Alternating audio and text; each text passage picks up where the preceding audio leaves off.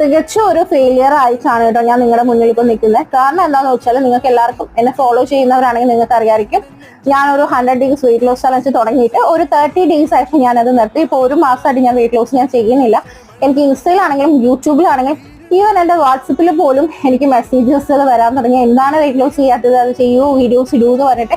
ഈ ഇടയ്ക്ക് പോലും എനിക്ക് കമന്റ്സ്, ഒരു 10ഓളം കമന്റ്സിൽ എനിക്ക് വന്നിട്ടുള്ളൊരു സംഭവമാണ്, ചേച്ചി വെയിറ്റ് ലോസ് വീണ്ടും റീസ്റ്റാർട്ട് ചെയ്യാമോ, ചേച്ചീനെ കണ്ടിട്ട് വിശ്വസിച്ച് ചെയ്ത് തുടങ്ങിയതാണ് ഞങ്ങൾ, പക്ഷെ ചേച്ചി ഇപ്പം നടത്തിയതുകൊണ്ട് അവരുടെയും അവതാളത്തിലായിട്ടാണ് ഇരിക്കുന്നത്, വീണ്ടും വെയിറ്റ് കൂടുന്നു എന്നുള്ളത്.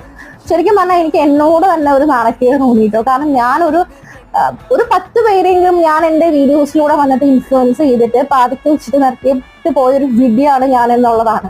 പക്ഷെ ഇതാണ് എൻ്റെ റിയാലിറ്റി. എൻ്റെ റിയാലിറ്റി ഞാൻ നിങ്ങളുടെ മുന്നിൽ അങ്ങനെ ഒറിജിനൽ ആയിട്ട് ഞാൻ കാണിക്കുകയാണ്. തിങ്കളാഴ്ച തൊട്ടിട്ട് എൻ്റെ വെയിറ്റ് ലോസ് ജേർണി ഒരു 30 days പറഞ്ഞിട്ട് ഞാൻ വീണ്ടും റീസ്റ്റാർട്ട് ചെയ്യുകയാണ്. വിശ്വാസമുള്ളവർക്ക് കൂടെ